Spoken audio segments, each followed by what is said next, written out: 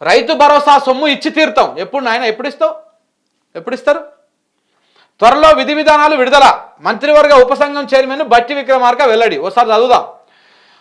ఎన్నికల ముందు ఇచ్చిన హామీ మేరకు రైతు భరోసా సొమ్మును రైతులకు ఇచ్చి తీరుతామని డిప్యూటీ సీఎం బట్టి విక్రమార్క తెలిపారు. మీరేం కొత్తగా హామీలు కాదు, కేసీఆర్ పైసలు ఇచ్చినా చాలని ఫీల్ అవుతారు రైతులు. ఈయన ఇచ్చిన హామీ మేరకు ఇచ్చి తీరుతామని ఇంకా గట్టిగా చెప్తున్నాడు. నువ్వు ఇచ్చి తీరుతామని మనం చెప్పినావు కదా.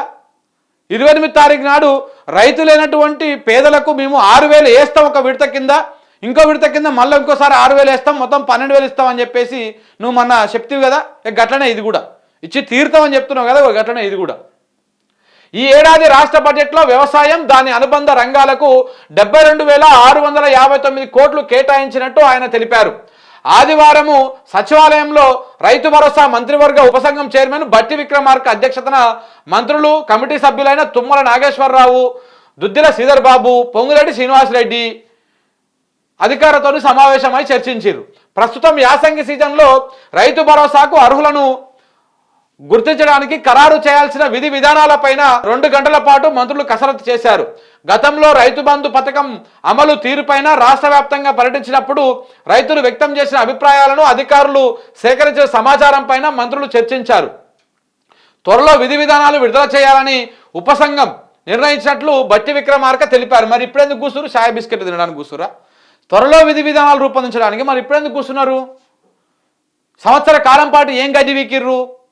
మీ ఉపసంఘము, మీ సంఘము, మీ క్యాబినెట్, మీ ప్రభుత్వం అంతా కలిసి ఏం చేసిరండి? సంవత్సర కాలం పాటు 2 సార్లు రైతులకు రైతు బంధు పైసలు ఎగ్గొచ్చారు కదా. ఎగ్గొచ్చి ఇచ్చి తీరుతామని చెప్తా ఉన్నారు. మళ్ళీ త్వరలో విధి విధానాలు తయారు చేస్తారంట.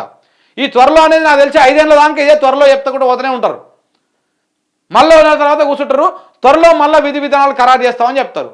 చివరికి సాగు కబురు సలహా చెప్పుకుంటా ఇంత మనం చెప్పుకోలే, ఇంట్లో ఒక్కరికి ఇస్తాము, సాగు చేస్తేనే ఇస్తామని చెప్పేసి మళ్ళా ఈ ముచ్చట్లు చెప్తారు. కాంగ్రెస్ అధికారం చేపట్టిన తొలి ఏడాదిలోనే 2023-24 యాసంగి పంటకు పెట్టుబడి సాయం గత జనవరిలో రైతు భరోసా కింద 1,57,51,000 ఎకరాలకు 7,625 కోట్లు రైతుల ఖాతాలో జమ చేసిన విషయాన్ని గుర్తు చేసిర్రా. ఏంది ఇంత పచ్చ అబద్ధమా?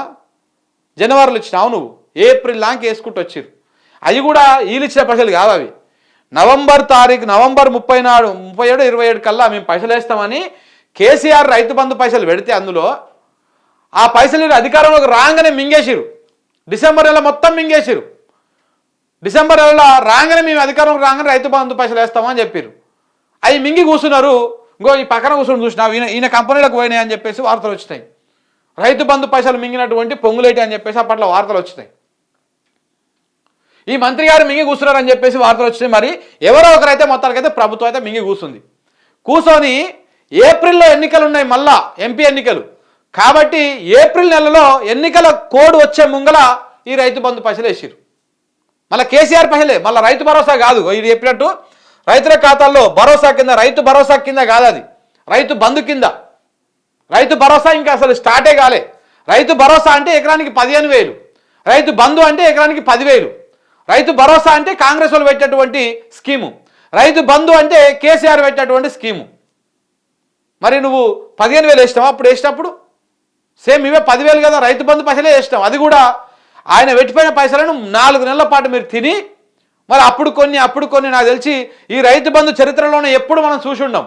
₹1, ₹2, ₹10, ₹100 ఇట్లా పడ్డాయి రైతుల ఖాతాలల్లో.